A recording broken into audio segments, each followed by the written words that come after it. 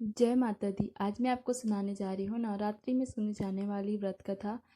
इस पर्व से जुड़ी एक अन्य कथा अनुसार देवी दुर्गा ने एक भैंस रूपी असुर अर्थात महिषासुर का वध किया था। पौराणिक कथाओं के अनुसार महिषासुर के एकाग्र ध्यान से बाध्य होकर देवताओं ने उसे अजय होने का वरदान दे दिया।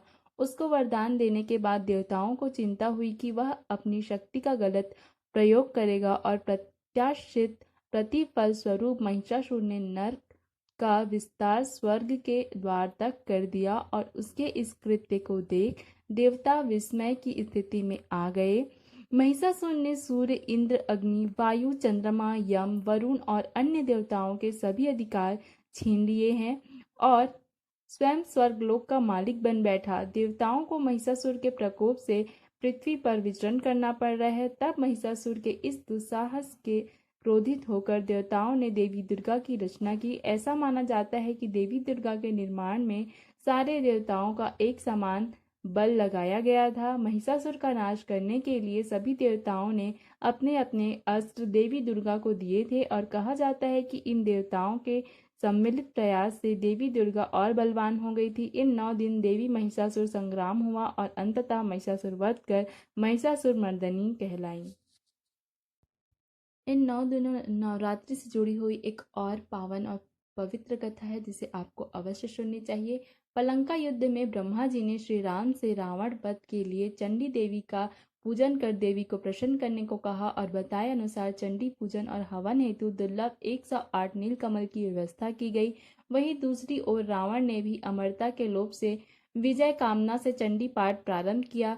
यह बात इंद्रदेव ने पवन देव के माध्यम से श्री राम के पास पहुंचाई और परामर्श दिया कि चंडी पाठ यथासंभव पूर्ण होने दिया जाए।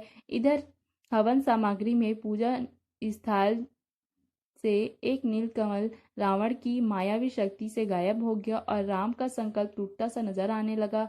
भय इस बात का था कि देवी माँ रुष्ट न हो जाए। दुर्लभ नीलकमल की व्यवस्था तत्काल असंभव थी।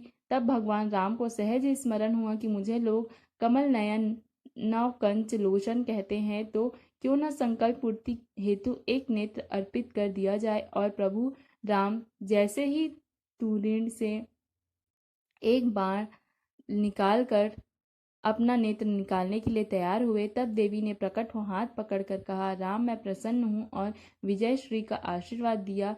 वहीं रावण ने चंडी पाठ में यज्ञ कर रहे ब्राह्मणों की सेवा में ब्राह्मण बालक का रूप धर कर हनुमान जी सेवा में जुट गए। निस्वार्थ सेवा देखकर ब्राह्मणों ने हनुमान जी से वर मांगने को कहा। इस पर हनुमान जी ने विनम्रता पूर्वक कहा, प्रभु आप प्रसन्न हैं तो जिस मंत्र से यज्ञ कर रहे हैं उसका एक अक्षर मेरे कहने से बदल दीजिए। ब्राह्मण इस रहस्य को समझ नहीं सके और तथास्तु कह दिया।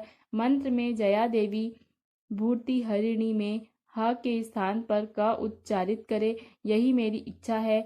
तो भूर्ति हरिणी यानी कि प्राणियों की पीड़ा हरने वाली और करिणी का अर्थात हो गया प्राणियों को पीड़ित करने वाली, जिससे देवी रुष्ट हो गई और रावण का सर्वनाश करवा दिया। हनुमान जी महाराज ने श्लोक में ह की जगह क करवाकर रावण के यज्ञ की दशा ही बदल दी। प्रभु श्री रामचंद्र की जय। पवन पुत्र हनुमान की जय। माता जगदम्बा भवानी की जय।